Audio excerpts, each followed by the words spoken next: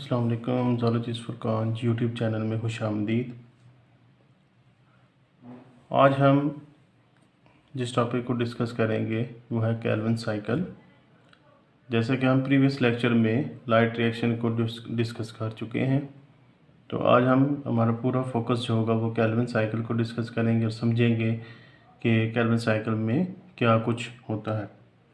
तो सबसे पहले केल्विन साइकिल बेसिकली जो है वो स्ट्रोमा में होगा, क्लोरोप्लास्ट जो है वो ऑर्गेनेली होगी।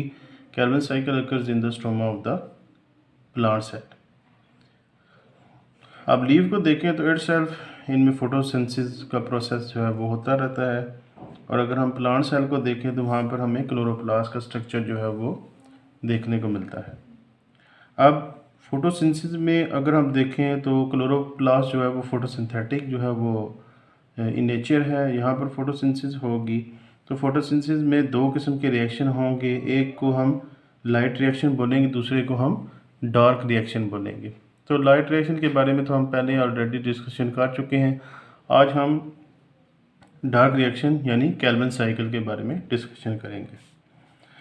तो सबसे पहले केल्विन साइकिल का जो पर्पज़ है वो कार्बन डाइऑक्साइड को कन्वर्ट करना होता है फ्रॉम एटमॉस्फेयर इनटू कार्बोहाइड्रेट्स, जो कि शुगर्स हैं, जो आगे प्लांट्स जो हैं वो यूटिलाइज़ करेंगी या प्लांट्स को ज़रूरत होती है वो अपनी सेलुलर एक्टिविटीज़ को परफॉर्म करें।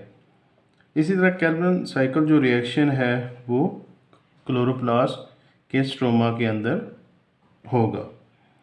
इसी तरह केल्विन साइकिल को फर्दर जो है वो 3 फेसेस में डिवाइड किया जाता है। एक को हम कार्बन फिक्सेशन फेस बोलेंगे, दूसरी को रिडक्शन फेस बोलेंगे और तीसरी उसकी रीजनरेशन फेस होगी। तो अगर हम कार्बन फिक्सेशन को देखें तो सबसे पहले कार्बन डाइऑक्साइड को कैप्चर किया जाएगा फ्रॉम द एटमॉस्फेयर ताकि वो इस रिएक्शन के अंदर यूटिलाइज हो सके। यही कार्बन डाइऑक्साइड जो है वो RUBP मॉलिक्यूल के साथ बाइंड करेगी, जो कि शुगर मॉलिक्यूल होगा with the help from Rubisco, यानी रुबिस्को एंजाइम जो होगा वो इसकी हेल्प के साथ जो है वो इसके साथ जो है वो अटैच होंगे। इस फॉर्म जो इस रिएक्शन में यूटिलाइज होंगे उसको हम रुबिस्को एंजाइम बोलेंगे। उससे जो 6 कार्बन मॉलिक्यूल होगा वो अनस्टेबल 6 मॉलिक्यूल बनेगा, जो कि फ़ौरन ही स्प्लिट होगा इनटू 2-3 कार्बन मॉलिक्यूल्स, जिसको हम 3PGA भी कहते हैं, जिसको 3 फॉस्फोग्लिसरेट भी कहते हैं। अब प्रोसेस जो है वो कंटिन्यू करेगा, कार्बन डाइऑक्साइड कन्वर्ट होगी इनटू कार्बोहाइड्रेट्स। तो इस फेज़ को हम बोलेंगे कार्बन डाइऑक्साइड रिडक्शन फेज़, क्योंकि इसमें हम जो है अगर इलेक्ट्रॉन ऐड करते हैं या energy to carbon dioxide molecule, इस फेज़ के अंदर जब क्योंकि हम इलेक्ट्रॉन्स और एनर्जी जो है वो ऐड कर रहे हैं किसके अंदर, कार्बन डाइऑक्साइड मॉलिक्यूल के अंदर, तो इस फेज़ में जो सीरीज़ ऑफ रिएक्शन होंगे वो क्या करेंगे, यही NADPH और ATP जो होंगे उसको यूटिलाइज़ करेंगे, जो कि हमें लाइट रिएक्शन के रिजल्ट में मिले थे। अब यही मॉलिक्यूल जो होंगे जो है स्प्लिट करेंगे, जो कि नीडेड इलेक्ट्रॉन प्रोवाइड करेंगे और एनर्जी प्रोवाइड करेंगे फॉर कार्बन डाइऑक्साइड रिडक्शन। अब electrons added from for NADPH और सीरीज ऑफ रिएक्शन जो होगा उसमें 3GPA जो होगा वो रिड्यूस होगा टू फॉर्म G3P मॉलिक्यूल, जो कि ये भी एक कार्बोहाइड्रेट है।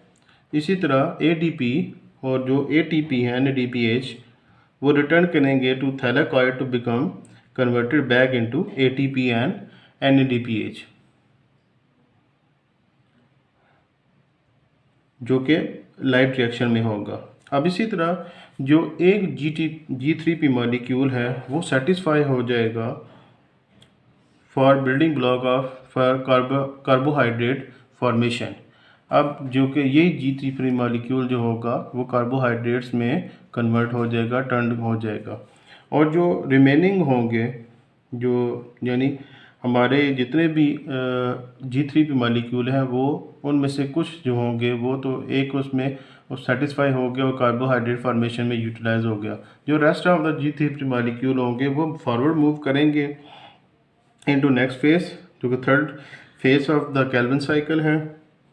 इस फेज के अंदर ATP जो होगी is used to bind the rest of the G3P molecule. अब यहाँ पर ATP जो होगी वो G3P मॉलिक्यूल के साथ जो है वो जाके मिलेगी ताकि वो RUBP जो मॉलिक्यूल है वो बनाएं, जिसको रिबोन्यूक्लियोस बेस फॉस्फेट जो है वो कहते हैं।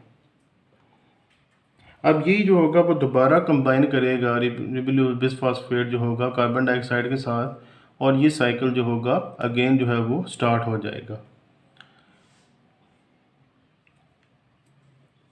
अब ग्लूकोज मॉलिक्यूल की फॉर्मेशन के लिए यही साइकिल जो होगा ये 6 दफ़ा जो होगा वो टर्न जो है वो लेगा, और हर एक टर्न के अंदर इस साइकिल के अंदर एक कार्बन एटम जो होगा ऐड होगा, जो कि इनकमिंग कार्बन डाइऑक्साइड से मिलेगा।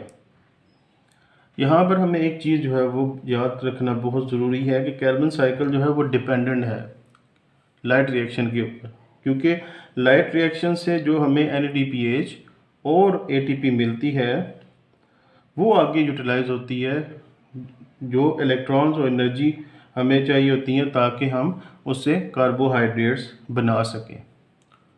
उम्मीद करता हूँ आज आपको केल्विन साइकिल के बारे में जितनी भी डिस्कशन हुई वो अच्छे तरीके से समझ आ गई होगी। चैनल को सब्सक्राइब करें, लाइक करें और शेयर करें। अल्लाह हाफिज़।